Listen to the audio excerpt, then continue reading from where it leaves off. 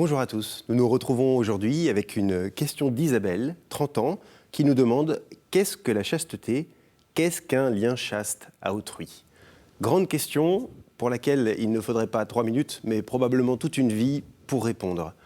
Avec quelques éléments, on pourrait déjà essayer de comprendre cette chasteté. Alors, premier point, c'est que ce n'est pas l'image qu'on peut avoir d'Épinal, l'image qui est collée aux religieux, vous savez, qui font vœu de chasteté. Eux, ils font vœu de chasteté dans le célibat, c'est-à-dire de continence, d'absence de relations sexuelles. La chasteté, c'est tout autre chose. La chasteté, on pourrait dire que c'est un regard ajusté. C'est la mise en ordre des désirs que nous avons, c'est l'intégration de tous nos désirs dans notre personne et dans nos rapports aux autres. Grande question, me direz-vous, effectivement. Mais alors on comprend pourquoi cette chasteté n'est pas destinée que aux religieux ou que aux gens célibataires, elle s'ouvre à tous, puisqu'elle concerne tout le monde et chacune de nos relations. La chasteté, c'est donc une manière de se comporter par rapport aux autres. C'est un regard que l'on pose sur l'autre. C'est une manière de le laisser libre. C'est une manière de lui offrir ce que nous sommes. Vous voyez que selon notre état de vie, selon notre vocation, la chasteté ne va pas se vivre de la même manière.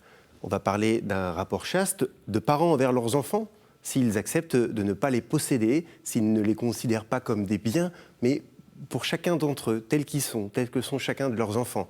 On va parler d'un rapport chaste entre époux, si les époux se poussent l'un et l'autre vers une plus grande liberté, s'ils s'apprennent à s'aimer en voulant non pas se prendre, non pas s'offrir uniquement, mais en voulant se donner mutuellement. On parlera de chasteté donc dans tous les éléments de notre existence. Et on comprend alors pourquoi cela s'appelle une vertu. Parce que la vertu, eh bien, ça vient du latin, virtus, qui signifie la force. C'est une force du cœur qui va nous permettre de prendre tous les désirs qui nous composent. Le Seigneur nous a fait avec ses désirs, il nous a fait à son image. Et alors, ces désirs, eh bien, ils ont des forces différentes, ils vont dans des sens différents. Nous allons devoir les harmoniser avec cette force. Les canaliser en fait, pas les étouffer, les canaliser, pour qu'ils puissent, les uns et les autres, eh bien, nous permettre d'être profondément libres, de poser les choix qui nous permettent d'être profondément nous-mêmes et qui permettent aussi aux autres d'être eux-mêmes. Cette chasteté, vous voyez, c'est donc comme un muscle.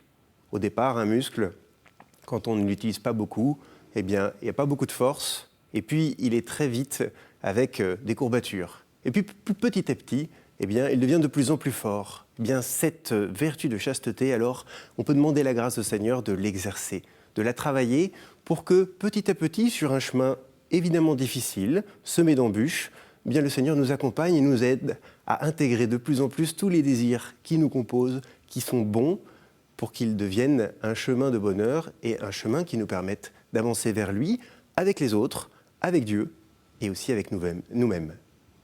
Vous pouvez continuez à poser vos questions sur l'adresse pourquoipadré@kto-tv.com, sur les réseaux sociaux avec le hashtag pourquoipadré et retrouvez chacune de nos vidéos sur kto-tv.com.